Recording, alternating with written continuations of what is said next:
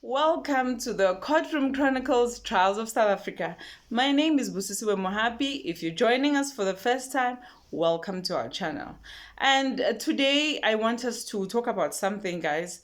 I want us to talk about someone you've been asking me in the comment section, where is she? And I want us to talk, why wasn't she called as a witness, and why wasn't she called also as someone who's accused?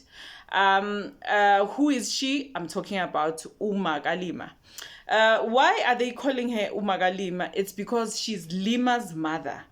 Like me, I'll make an example about myself. My daughter's name is Kanya, and some people call me Umaga Kanya. Some people call me Ubusi. So in this case, her real name is Phumza Sikhaqa. But she is known around Saldanha Bay as uMakalima because she's Lima's mother. Okay, done. Now, I love explaining things like I'm explaining to a 5-year-old, and it's how I understand things, and I would like to explain it to you so that you understand, I understand, and we're on the same level as those learned friends of us in the court. Because I'm not a lawyer, I'm just a South African citizen trying to understand everything. Let's get right into it. Think of a project at school, a group project. Now, these kids are inside the class with their teacher. They're doing this project, and the teacher leaves the class just for a few minutes. So when she comes back, she realizes her lunchbox is open, and when she opens it, she finds that a biscuit is missing. Then she's asking everyone around, where's my biscuit? And everyone points to uMakalima. They say she took the biscuit. And then she decides, why is Makalima maybe looking shocked? Let me do a little bit of digging. And she starts investigating. She sees that there are no crumbs. There's no evidence that uMakalima did this. There are no crumbs. There's no proof. And there's no cookie, but the cookie is gone. And poor Makalima was not even near the lunchbox. So how do we translate this back into a Jocelyn Smith case? In every story, my people, there's a villain, there's a hero, and there's a scapegoat. In this case, uMakalima, Phumza Sikhaqa is the scapegoat. We only hear about uMakalima from uJacqueline Buta Apollos and Steffi van Rijn from Rijn. Those are the people who tell us about uMakalima.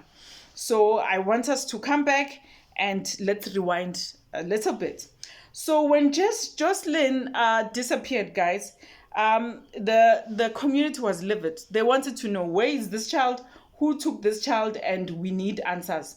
So they were asking these two people. They said, they pointed, when pressure builds up and you need to have answers, they pointed fingers. And fast and loose, they just said, that's where we left the child. So among those who were arrested, Stefan and Apollos, according to them, the little girl was taken to a house. But one belonging to a woman nicknamed uMakalima, her name is Phumza Sikhaqa. So someone said I'm very repetitive, so let me just get into it. They called Jocelyn, they claimed Jocelyn was playing with other kids, and that's where they left her. So I need to explain something, my friends. You see, in law, I'm not a lawyer. I don't work at the court. I'm not even a clerk there.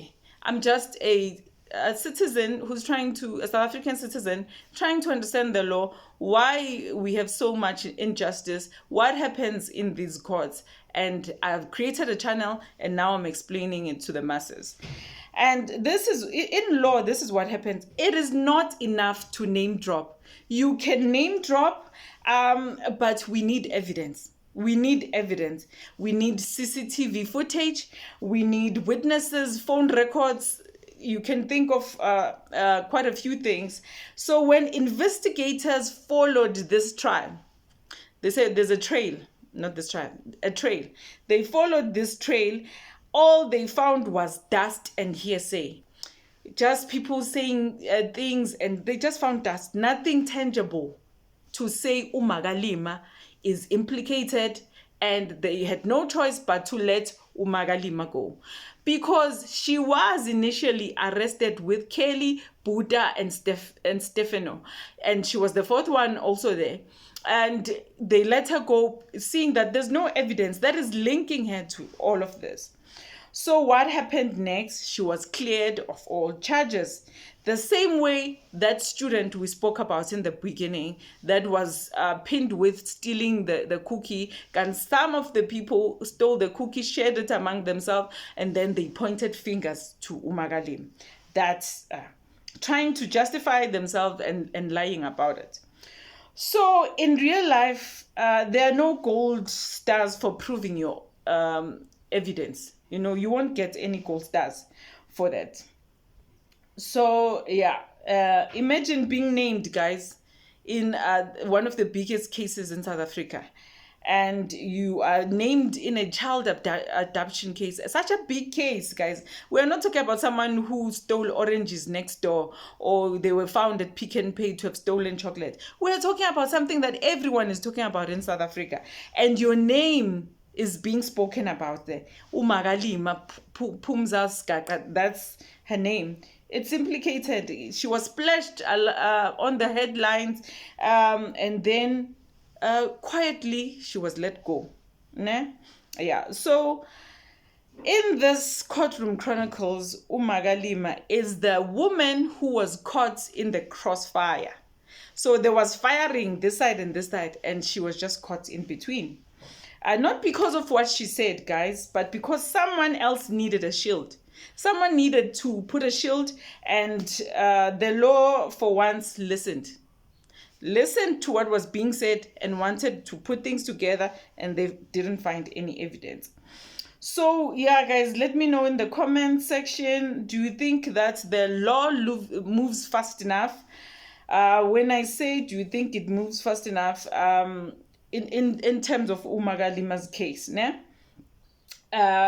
Was she, after what happened, was she let go fast enough, or they shouldn't have arrested her in the first place? Her name was dragged into the mud, and Magalima's name has to be cleared, but the real question is, will her reputation also be cleared?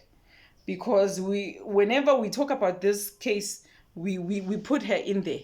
Her name is already there. People are asking about her name. We hear her name quite a lot of times in this court room, that Magalima this, Magalima that. So do you think her reputation will ever be cleared? What do you think about her? And I wanted us to look at two things before I close this. The first one, what is beyond reasonable doubt? It is when we are sure someone did something. Not kind of sure, or maybe, hey, maybe I'm not sure. No, we need evidence. We need evidence that makes you go, like the evidence that will say, this person really did this. That's what we need.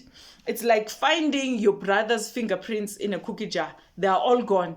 And then you can't see the cookie jar, but you can see cookie crumbs on his chest. You can see chocolate, because these were chocolate cookies, on his fingers. And maybe he also, when you check his phone, you find a selfie that he took. That is proving beyond reasonable doubt that someone took whatever, in this case, cookies. Excuse me. So you need, that's beyond a doubt. That's how you prove that someone did it, ne?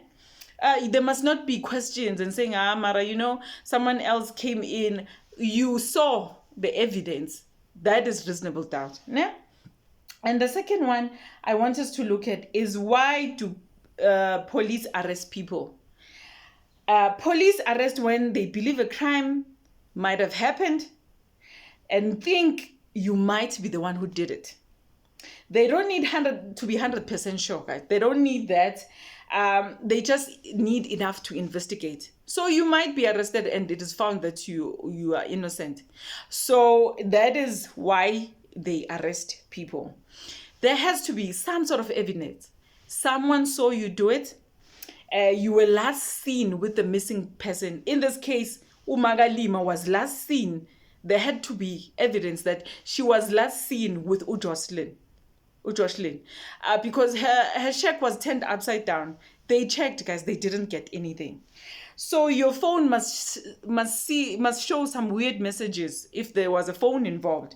And yeah, there's stuff linking you to the scene. You know, maybe someone was passing, or a neighbor will say, I saw Queen Apollos, Buddha, and Steffi walking with Jocelyn Smith, and they left. I saw them. Then it would have gone that far that she wouldn't have been let go, and she would have been one of the accused.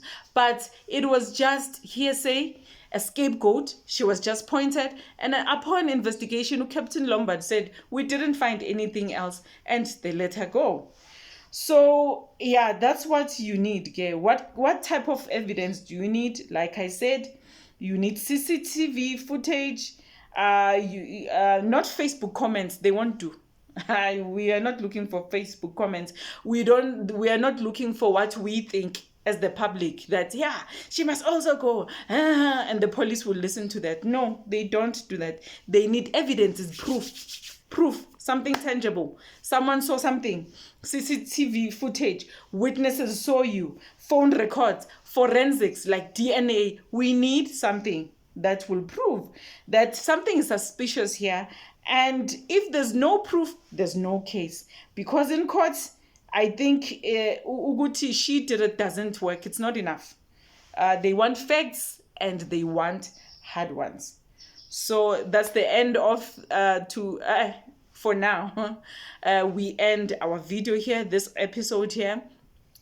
Thank you for subscribing and liking and hitting that notification button. We are growing. Our subscribers now are 1,100 plus. Thank you so much for listening to me and asking you to subscribe, because only 10% of you were subscribing. A lot of you are watching, enjoying what I'm doing. Some of you are bringing in the constructive criticism. Some of you are just, some people are rude, and they will just say things that they should have just scrolled and just carried on. So it's okay. We learn, and I've been doing this for the past 29 days. And I must say that I've grown. I'm learning each and every day when I make a video. It's just that I can't show you. The only things that I am using my phone and a Wi-Fi. I'm using an old phone for that matter. And I've put things on top of pillows, continental pillows, and I'm sitting on top of my bed. This is my bedroom. That's how much you need. You need to show up. You need to, to love something, and you just need a phone. I'm using an old phone, a 2019 phone, to do this content and giving it to you. And that's all you need. I think some other time I will do a video of how it came about for me to start this channel, number one. And number two, I'm just a mother who's trying all that she can. And with people, some people, they don't know you, and they will just say mean things, but it's okay. We learn, we move forward. A lot of you have said beautiful, encouraging things to me, and I thank you for that. With that being said, this was today's episode, now's episode, and I'll see you later, and God bless. Thank you.